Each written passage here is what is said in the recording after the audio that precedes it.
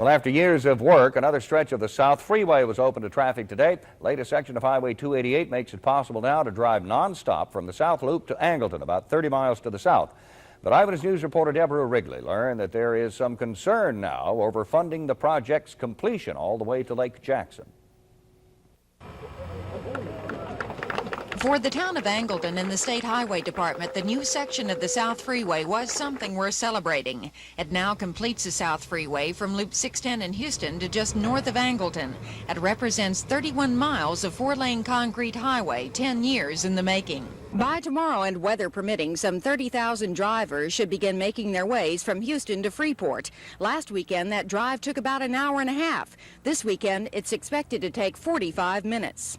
11 miles of construction still remains on the highway, which would continue it from Angleton to Lake Jackson. The millions of dollars it will take to build that will have to be approved in coming years, but there's increasing concern on the part of the state about declining highway funding sources. Income from gasoline tax has been decreasing because of smaller cars. A car that gets 30 miles to the gallon as opposed to one that gets 15 generates only half the revenue.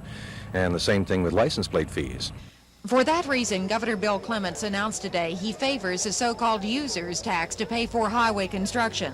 The future of 288 and other Texas highways may depend on such a plan, and the legislature is expected to place that high on its agenda.